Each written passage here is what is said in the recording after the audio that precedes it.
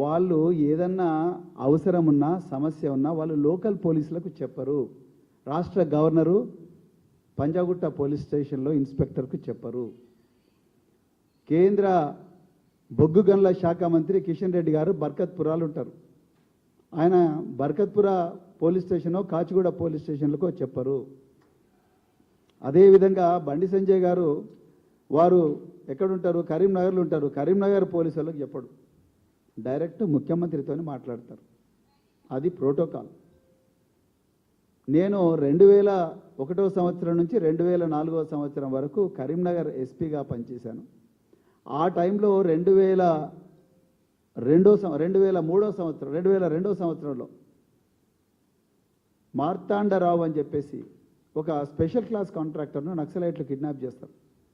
వారు ఆనాడు కేంద్ర హోంశాఖ సహాయ మంత్రి, ఇప్పుడు బండి సంజయ్ గారు కరెక్ట్గా ఏ పొజిషన్లో ఉన్నారో ఆనాడు కేంద్ర హోంశాఖ సహాయ మంత్రి చెన్నమనేని విద్యాసాగర్ రావు గారు, మహారాష్ట్ర గవర్నర్గా కూడా పనిచేశారు. వారు చెన్నమనేని విద్యాసాగర్ రావు గారికి డిస్టెంట్ రిలేటివ్.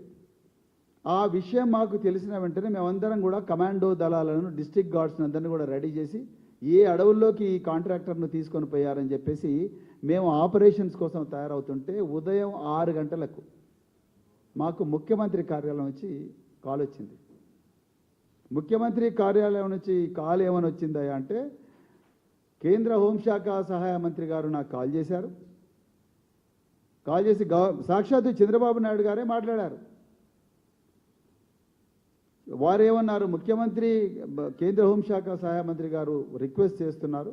రిక్వెస్ట్ చేసి ఆతి చూసి చాలా జాగ్రత్తగా ఈ ఆపరేషన్స్ చేయాలి, ఒకటేసారి కమాండో దళాలను దింపకండి, ఆ నక్సలైట్లు ఎవరైతే బాధితుడు ఉన్నారో ఆ బాధిత ప్రాణాలకు హాని కలిగించే ప్రమాదం ఉన్నది, అందుకొరకు చాలా కేర్ఫుల్గా హ్యాండిల్ చేయండి అని చెప్పి సాక్షాత్తు ముఖ్యమంత్రి గారే జిల్లా ఎస్పీతో ఆనాడు మాట్లాడాడు.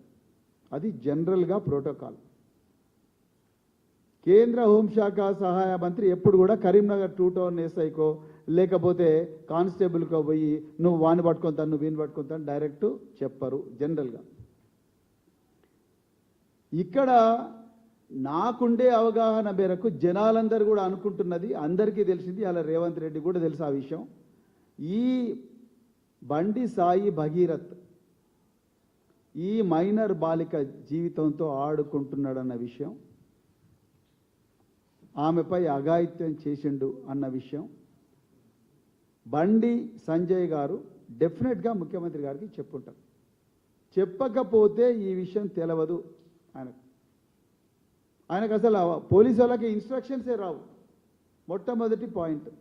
మరి ఆ బండి సంజయ్ గారు మీకు ఎప్పుడు చెప్పిండ్రా లేదా? ఇవాళ ముఖ్యమంత్రి చెప్పాలి ప్రజలకు.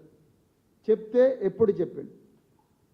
చెప్పిన వెంటనే మీరు డీజీపీకి ఏమని ఇన్స్ట్రక్షన్స్ ఇచ్చిండ్రు?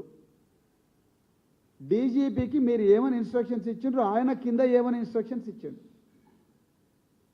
ఇప్పుడు మీరు ఇమ్మీడియట్ ఈ వీడియోలో 4 సార్లు 5 సార్లు మాట్లాడి ఇమ్మీడియట్గా చేసిన బండి సంజయ్ గారు మీకు తన కుమారుడు ఈ అమ్మాయి వ్యవహారంలో ఏదో ప్రమాదం అయ్యేటట్టుంది, నా కుమారుడిని రక్షించాలా అని చెప్పి మీకు చెప్పినప్పుడు మీరు కింద మీ అధికారులకు డీజీపీ గారికి చెప్పిండ్రా, సైబరాబాద్ పోలీస్ కమిషనర్కి చెప్పిండ్రా, లేకపోతే కరీంనగర్ పోలీస్ కమిషనర్ చెప్పిండ్రా, ఎవరికి చెప్పిండ్రు అనేది మీరు ప్రజలకు చెప్పాల్సిన బాధ్యత హోంమంత్రిగా మీ మీద ఉంది రేవంత్ రెడ్డి గారు. మీరు ప్రతిసారి కూడా ప్రవీణ్ కుమార్ ఐపీఎస్ ఆఫీసరు, ఆయన ఐపీఎస్ నుంచి రాజీనామా చేసిండు, మళ్ళీ ఆయన ఈ ఇన్వెస్టిగేషన్ గురించి ఆయనకు మాట్లాడే అర్హత లేదు. అయ్యా నేను ఐపీఎస్ నుంచి రాజీనామా వాలంటరీగా చేసి మీలాగానే ఏమంటారు రాజకీయాల్లోకి నేను వచ్చిన తర్వాత నా పోలీస్ బ్రెయిన్ను ఆల్మోస్ట్ నేను పక్కకు పెట్టిన, కానీ మీరు మళ్ళీ నా పోలీస్ బ్రెయిన్ను నిద్రలేపుతున్నారు. ఇన్ని తప్పులు చేసుకుంటా. ఇలా మేము అడుగుతున్నది, నేను ఇన్వెస్టిగేట్ చేస్తా అని చెప్తాను, నేను ఇన్వెస్ట్ చేసే అధికారాలు నా దగ్గర లేవు. మీరు ఇన్వెస్టిగేషన్ చేయడం లేదు, చట్టం ఇది చెప్తుంది.